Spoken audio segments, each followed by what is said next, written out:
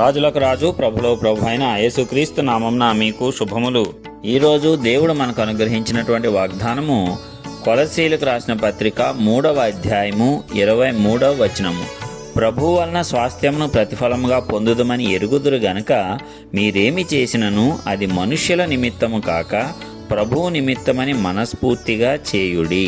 మీరు ప్రభు అయిన క్రీస్తునకు దాసులై ఉన్నారు. ప్రియులారా, ఈ వాగ్దానాన్ని మనం పరిశీలించినట్లయితే మనము ఎవరి వలన స్వాస్థ్యమును ప్రతిఫలముగా పొందుతాము?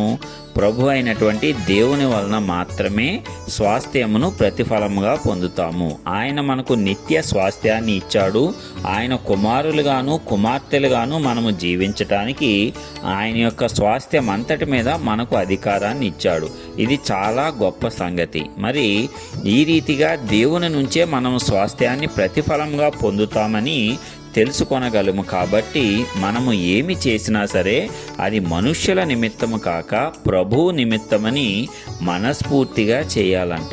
ఎందుకంటే ఈ లోకంలో మనము మనుష్యులను సంతోషపెట్టు వారముగా అనేక సందర్భాల్లో ప్రవర్తిస్తూ ఉంటాము. ఎందుకంటే వారు మనకంటే బలవంతులై ఉండవచ్చు, మనకంటే పై అధికారంలో ఉన్నవారై ఉండవచ్చు. కాబట్టి మనము వారిని సంతోషపెట్టాలని మనకు ఇష్టము ఉన్నా లేకపోయినా అన్య మనస్కంగానైనా సరే, మనశ్శాక్షిని చంపుకొని అయినా సరే మనకు ఇష్టం లేని కార్యాలు వారిని సంతోషపెట్టడానికి చేస్తూ ఉంటాము. ఇది అనేక సందర్భాలలో జరుగుతూ ఉంటుంది. అయితే ప్రభువు చెప్తున్నాడు కదా, మీరు మనుష్యులను సంతోషపెట్టువారుగా కాదు, మనుష్యుల నిమిత్తము కాదు. ఏ పని చేసినా సరే అది ప్రభువు నిమిత్తము చేయాలి, దేవుని నిమిత్తము చేయాలి, దేవుణ్ణి సంతోషపెట్టే నిమిత్తము మీరు ఆ కార్యములన్నీ చేయాలి అని దేవుడు స్పష్టంగా తెలియజేస్తున్నాడు. మరీ ముఖ్యంగా ఈ అంత్యకాల దినములలో మనుష్యులను పొగుడుట లేక మనుష్యులను ఆరాధించుట అనేవి చాలా అధికమైపోయాయి. ఇది ఏమాత్రమూ కూడదు.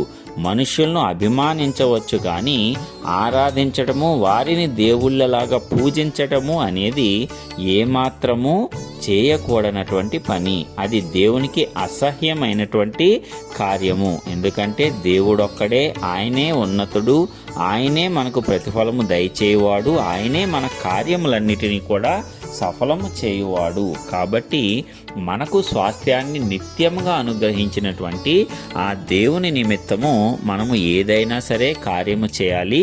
అది మనస్ఫూర్తిగా చేయాలి.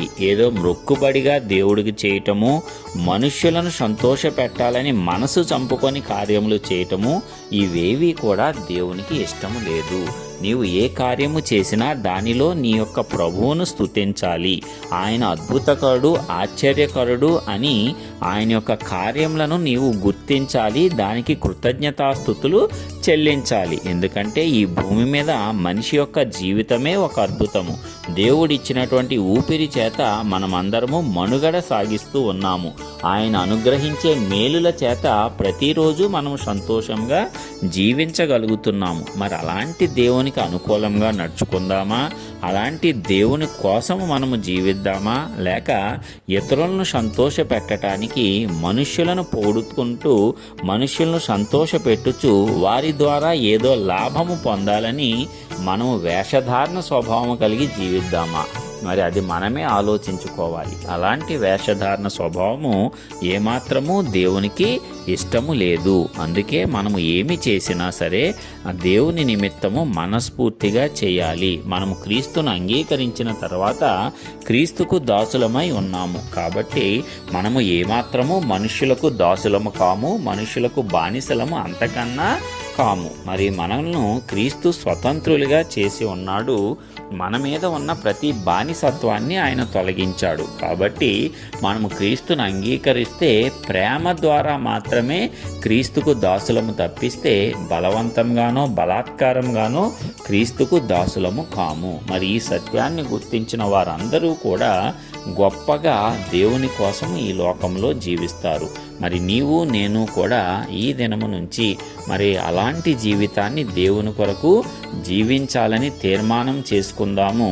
ప్రభు అయినటువంటి దేవుని కృప మనందరికీ తోడుగా ఉండి మనలో నడిపిస్తుంది. మరి ఇలాంటి గొప్ప వాక్యము వాగ్దానంగా మన జీవితాలలో అందరి పక్షంగా నెరవేరి మనమందరము కూడా క్రీస్తు యొక్క మార్గంలో నడుచుకుంటూ మనల్ని సృష్టించిన సృష్టికర్త, మనకు స్వాస్థ్యాన్ని ఇచ్చినటువంటి ఆ దేవాది దేవుని నిమిత్తము మనస్ఫూర్తిగా కార్యాలు కొనసాగించి ఈ లోకంలో అద్భుతమైన జీవితాన్ని జీవించటానికి, మహిమ నుంచి అధిక మహిమకు మనమందరము ఎదగటానికి ఆ పరిశుద్ధాత్మ దేవుడు మనందరి ఎడల తన కృపను విస్తరింపజేయాలని యేసయ్య నామమున ప్రార్థించుచున్నాను. ఆమేన్.